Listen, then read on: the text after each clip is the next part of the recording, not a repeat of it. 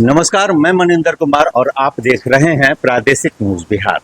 तो अभी हमारे साथ जो शख्स हैं वो वो किसी परिचय के मोहताज नहीं है। हालांकि पूर्व में वो राजद के राष्ट्रीय प्रवक्ता के रूप में रहे हैं और जब वो टीवी पे बोलते थे तो अच्छे अच्छे लोगों की बोलती बंद हो जाती थी। आज वो भाजपा में है। तो पहला सवाल, पहले तो सर आपका स्वागत है हमारे चैनल। धन्यवाद। पहला सवाल तो सर यही रहेगा कि राजद छोड़कर भाजपा में कैसे आ गए? अब ये बात पुरानी हो गई, जहाँ सम्मान नहीं वहाँ रहना नहीं। 20 वर्षों तक निष्ठा के साथ, ईमानदारी के साथ, समर्पण भाव से राष्ट्रीय जनता दल में अपना सेवा दिया, काम किया। हमने न कुछ मांगा, न पार्टी ने कुछ दिया, लेकिन हमने पार्टी के बुरे से बुरे दिनों में साथ दिया।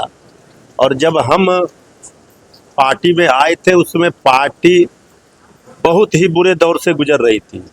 इसके बाद पार्टी बिहार में नंबर 1 सबसे बड़ी पार्टी बनी 15 मई 2020 के चुनाव में भी।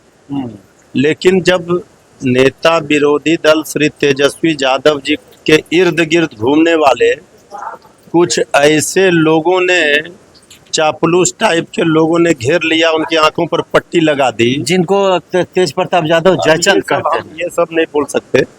वो पार्टी की भद्द पिटवा दी, पार्टी का क्या दुर्गति कर दिया सबके सामने है। तो हमने न कुछ मांगा था, न पार्टी से कुछ लिए थे, पार्टी को सेवा दे रहे थे। लेकिन अब सम्मान भी अगर नहीं मिलेगा, सम्मान की रक्षा भी अगर पार्टी के नेता नहीं कर पाएंगे, तो फिर ऐसे जगह, ऐसे पार्टी को हम चिमटे से भी छूना पसंद नहीं करेंगे। आज आप भाजपा में आए हैं और अभी जो हम लोग जिस जगह पे मौजूद है वो छपरहिया धर्मशाला है और सेवा संकल्प के 29वें साल का आज शुभारंभ होना है। यहाँ आकर कैसा महसूस करते हैं? देखिए, यहाँ तो हम लगातार आते रहे, जिस सेवा भाव के साथ यहाँ पर शिविर 1 महीना सावन में लगता है और कांवरिया की सेवा में जिस तरह से यहाँ सब प्रबंध किया जाता है, उनको सेवा दिया जाता है, ये बड़े ही सौभाग्य की बात है। बाबा भोलेनाथ का कृपा है, आशीर्वाद है कि छपरिया धर्मशाला में पूरे सावन महीने में कांवरियों को पूरी तरह से सुविधा दी जाती है। इस शिविर में उनके सेवा का ध्यान रखा जाता है। ये अच्छी बात है, ये अनुकरणीय है।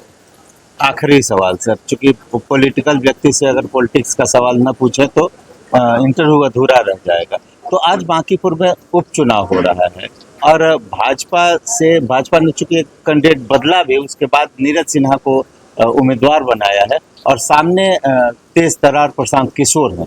क्या लगता है किससे लड़ाई है और क्या इस बार भी भाजपा वहां से जीत जाएगी? बीजेपी का जो संगठन है, दुनिया की सबसे बड़ी पार्टी है, राष्ट्र प्रथम सेवा भाव से राजनीति करती है। जब बुरा से बुरा दिन था बीजेपी का और राष्ट्रीय जनता दल का आदरणीय लालू प्रसाद जी का साम्राज्य होता था बिहार में, उस समय भी ये सीट पर बीजेपी प्रचंड मतों से विजय होती थी। 35 वर्षों का रिकॉर्ड है। तो ये सब जो अफवाह फैला रहे हैं, इवेंट मैनेजमेंट से राजनीति नहीं होती।